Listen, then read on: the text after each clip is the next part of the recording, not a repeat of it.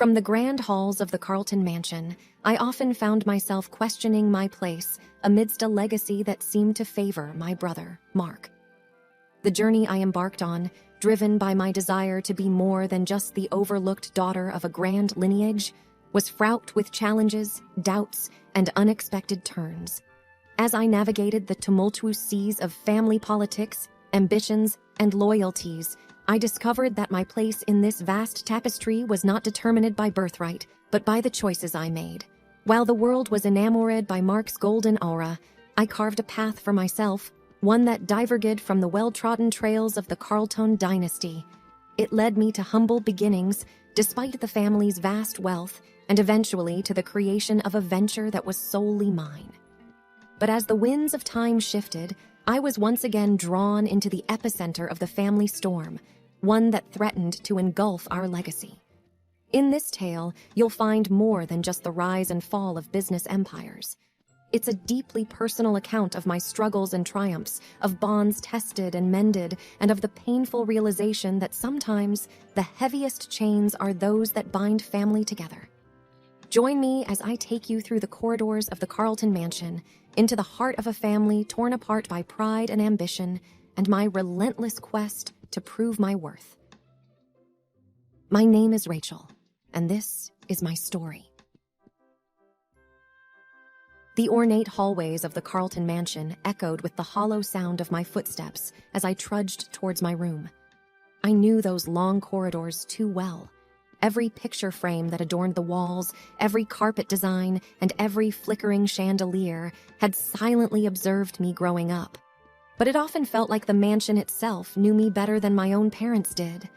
While the Carlton name was one to be reckoned with in high society, no one really knew about me, Rachel Carlton, the older sister, the overlooked daughter. Whenever I entered a room, it was as though a shadow had walked in, never the heiress of the Carlton fortune.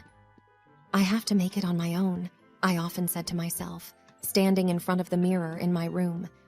There, staring back at me, was a young woman with fire in her eyes and determination in her posture. Not the fragile, overshadowed girl everyone assumed me to be.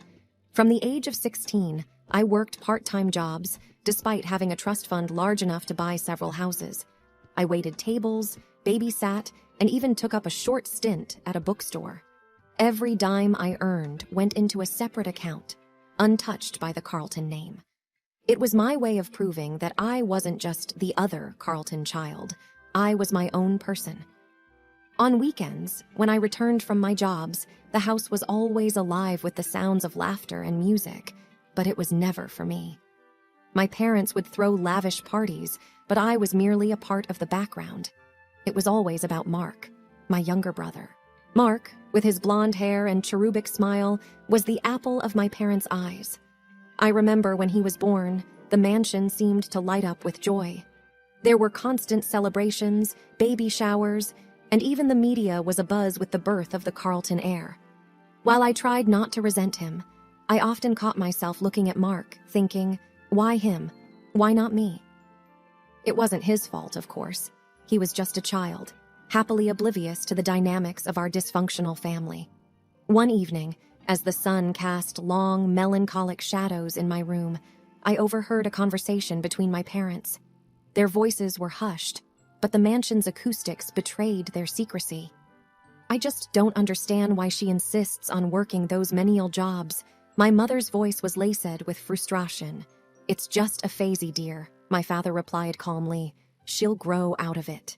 A phase? Is that what they thought? My entire struggle to establish my identity was just a passing whim in their eyes. I had to show them, and the world, that I wasn't defined by the wealth and prestige of the Carlton name. I was Rachel, and I had a voice that deserved to be heard. Determined, I decided to take on a new challenge, something that would push me out of my comfort zone. A project that would define Rachel Carlton, not by her family's wealth, but by her own grit and talent. And while I was yet to figure out what that would be, I was resolute in my decision to make a mark, one that was separate from the golden boy of the Carlton family. But what could that be? The answer didn't come to me immediately. It was during one of my shifts at the bookstore when I stumbled upon an old, dusty book about community service and making a difference. The ideas and stories inside it ignited a spark in me. Maybe, just maybe, I had found my purpose. And as days turned into nights and the pages of the calendar flipped, I found myself immersed in a world far removed from the glitz and glamour of my family's lifestyle. But this new world, though challenging, gave me a sense of purpose and identity that the Carlton Mansion never could. As I laid the foundation for my project, little did I know that this journey would not only change my life, but would also challenge the very fabric of the Carlton legacy. And it was just the beginning. Years quickly slipped away as I engrossed myself in my newfound purpose. My project, which initially began as a simple community outreach program, quickly gained momentum and evolved into a full-fledged nonprofit organization. Hopeful Tomorrow focused on education and skill development for underprivileged children, and its success was a clear testament to the countless hours I had poured into it.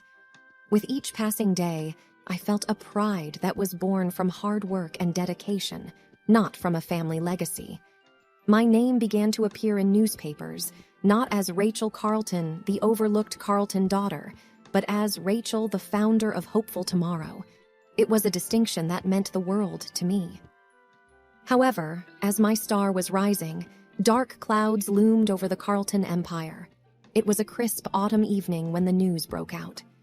Mark, with his boyish charm and natural charisma, had been handed the reins of the family business. The announcement wasn't surprising. The society columns had been speculating about it for weeks. Yet, the rapid downfall that followed was nothing short of shocking. I remember the morning when I picked up the newspaper, the headlines screaming about the Carlton Empire's imminent bankruptcy. Poor decisions, unchecked investments, and allegations of embezzlement surrounded Mark's name.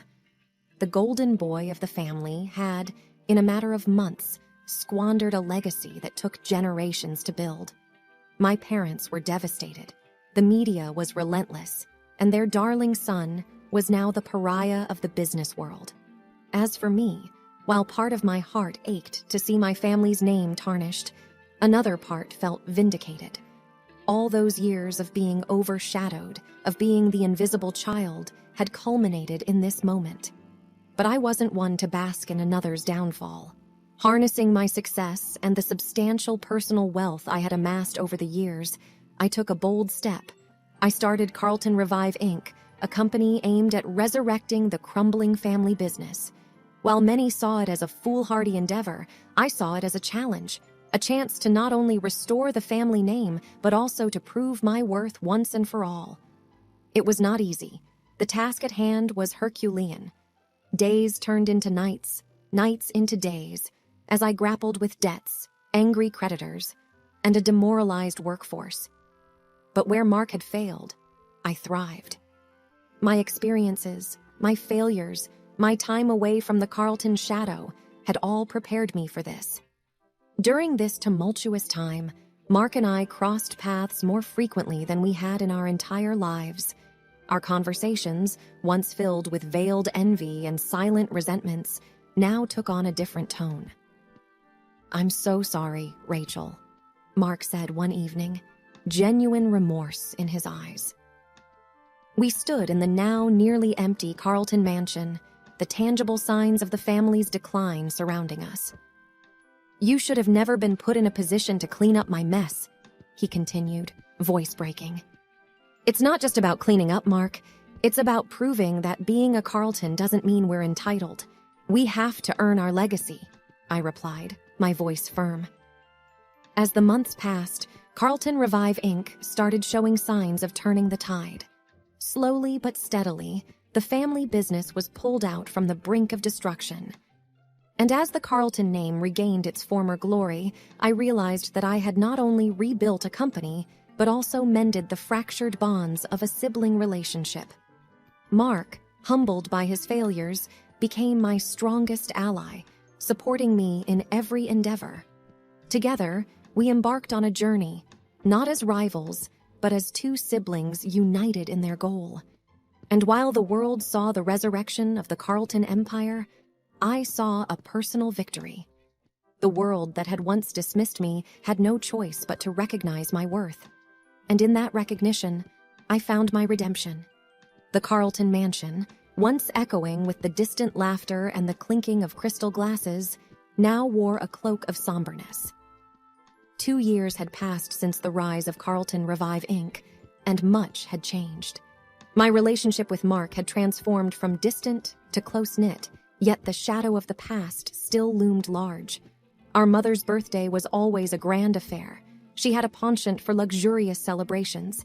And despite the roller coaster of emotions and events the family had experienced, this year was no different. The mansion was abuzz with preparations, floral arrangements, gourmet food, and an orchestra setting up in the grand ballroom. Guests from high society were expected, and every detail had to be perfect. The evening began on a cordial note. Soft conversations, bursts of laughter, and the melodious strains of the orchestra filled the air. Mark and I exchanged pleasantries, reminiscing about childhood memories and shared experiences. The bond felt stronger than ever. Dinner was served in the grand dining hall, a long table adorned with silverware and intricate china. It was during the dessert course, with the golden glow of the chandeliers reflecting off the crystal glassware, that our mother cleared her throat, drawing everyone's attention. "Rachel, darling," she began, her voice sweet, yet with an underlying firmness. "You've done wonders with Carlton Revive. We couldn't be prouder. But I think it's time for Mark to find his footing again. I wish for you to make him a co-owner of your company." The room went silent. I felt every eye on me, gauging my reaction. My heart raced, and a myriad of emotions welled up inside. Surprise, anger, disbelief. "I've rebuilt the company from scratch, Mother," I began, trying to keep my voice calm and measured. "I've poured my blood, sweat, and tears into it. Mark had his chance with the family business, and he lost it." Mark shifted uncomfortably in his seat, his face a shade paler. Our father, always the silent observer, watched the scene unfold with an inscrutable expression. "I'm not saying this to undermine your achievements, dear," my mother continued, her tone imploring. "But he's your brother. Family looks out for each other." "And where was this family when I was overlooked and overshadowed?" I asked, my voice rising with emotion. "Where was this concern for family when I was struggling to find my place in the world?" Mark finally spoke. "Rachel, I don't want charity. I don't want a piece of your company out of pity." My mother shot him a sharp look, as if willing him to stay quiet. The tension in the room was palpable, a heavy weight that threatened to crush us all. Taking a deep breath, I finally responded. "I love you, Mark, and I want nothing but the best for you. But Carlton Revive is my creation, my child. I cannot hand it over, even if it's to my own brother." Our mother's face contorted with a mix of anger and disappointment. "If you can't support your family when they need you the most, then perhaps we have nothing more to say to each other." The aftermath of that dinner was as cold as the winter that followed. Phone calls went unanswered, invitations declined, and the once close bond between Mark and me grew distant once more. The family that had weathered storms together was now fractured, torn apart by pride, legacy, and choices. And as I walked the corridors of the mansion that had witnessed my highs and lows, I realized that sometimes the cost of standing up for what you believe in could be the very ties that bind you.